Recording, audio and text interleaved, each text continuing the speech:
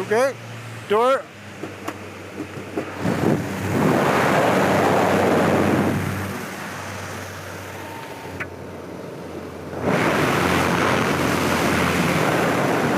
Yep, this is beautiful.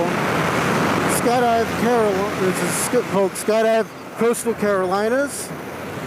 It's in Southport, North Carolina. Really beautiful place.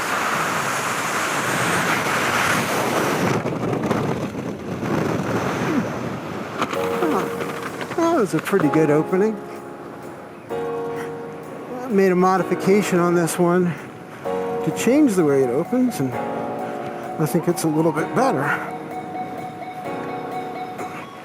All right, so when you install your brakes, I think it's a good idea to look at them, make sure that you're not passing your hand through the extra brake line. Lots of slack on it. Okay, and so let's... Alright, so I'm going to slow it down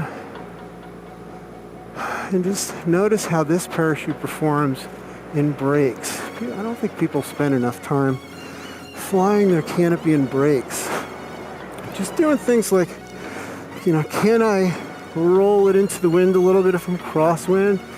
Can I make a turn where in brakes all the way through, let it up a little bit, and then flare right away? How long do you need to be in full flight before you feel that airspeed increase enough that you can actually get a powerful flare? I mean, obviously, the faster you're going, the more power you have in the flare, the less you have to move your hands to achieve that sensation of flaring. All right, so the sensation of flaring is partly about seeing the pitch move, right, where the canopy, you add and drag to it, and moves behind you, but you also gain weight. And when you truly change direction of flight, right, to level with the ground, you do feel a little bit heavier.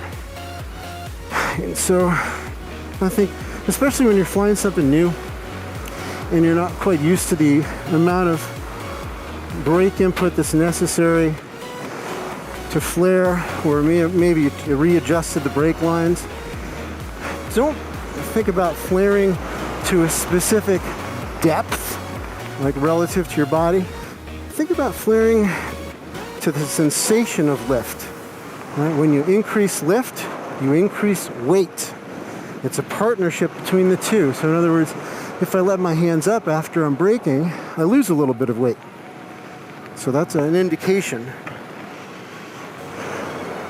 of what's going on. So 1,500 feet. Now, so given the wind line, there is that target out there, and I do like the target, but there's hangars.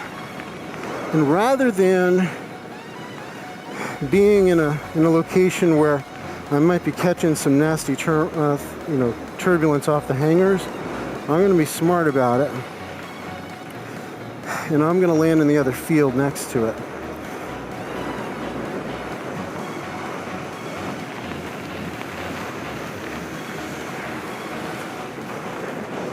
That's it. 600 feet. I don't want to go over the runway, so I'm gonna fly down the side of it here.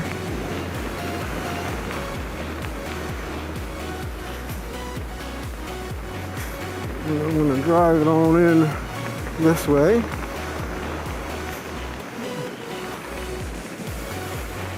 And I might catch something off the tarmac a little bit, but mechanical turbulence off of buildings is usually more aggressive than thermals, unless it's one of those super hot days. And then you shouldn't be jumping if it's like hot and windy, especially after a cold night. You get more aggressive thermal activity.